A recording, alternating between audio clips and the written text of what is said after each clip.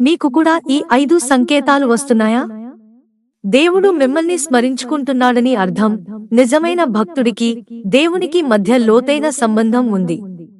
తండ్రి తన పిల్లలను చూసుకునే ప్రేమించే విధానం. అలాగే భగవంతుడు కూడా తన భక్తుని గురించి పట్టించుకుంటాడు. అతను తన నిజమైన భక్తుడిని ఎప్పుడూ విచారంగా చూడలేడు. అతను ఒంటరిగా ఉన్నప్పుడు ఏదో ఒక విధంగా అతనికి సహాయం చేయడానికి వస్తాడు, అతనికి సరైన మార్గాన్ని చూపుతాడు. ఇలా ఎన్నో పౌరాణిక కథల్లో వింటూ, చదువుతూ ఉంటాం.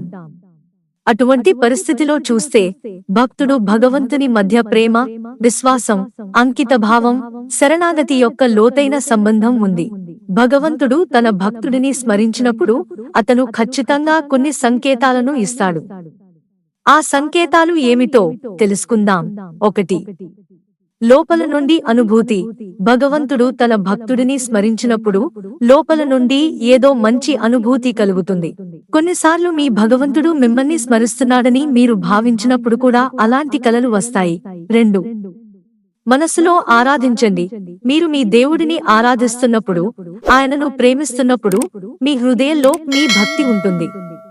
ఆ సమయంలో మీరు చాలా సంతోషంగా ఉంటారు. వారు మీతో ఉన్నారనే సంకేతం. 3. మనస్సులో శాంతిని అనుభవించడం. ఎటువంటి కారణం లేకుండా చాలా సార్లు మనస్సులో ఆనందం ఉంటుంది. మేము లోపల సంతోషంగా ఉన్నాము. భగవంతుడు తన భక్తుడిని స్మరించుకుంటున్నాడని ఈ ఆనంద భావన తెలియజేస్తుంది. 4. మీరు భగవంతుడిని ఇష్టపడినప్పుడు, భగవంతుడు తన భక్తుడిని ఇష్టపడటం ప్రారంభించినప్పుడు ఒక వ్యక్తి భగవంతుడిని ఇష్టపడతాడని అంటారు. అటువంటి పరిస్థితిలో మీరు వారి భక్తిలో కోల్పోతారు. దేవుడు నిన్ను గుర్తుంచుకుంటున్నాడని ఇది సూచిస్తుంది. 5. అశాంతి అనుభూతి. చాలా సార్లు బిజీగా ఉన్నప్పటికీ మనకు గుడికి వెళ్లాలని అనిపిస్తుంది. నీ మనసు భగవంతుని చూడాలని తపిస్తోంది. మీ దేవుడు మిమ్మల్ని స్మరించినప్పుడు కూడా ఈ ఆందోళన వస్తుందని అంటారు. మిత్రులారా, ఛానల్ సబ్స్క్రైబ్ చేసుకోవడం మర్చిపోకండి. ధన్యవాదాలు.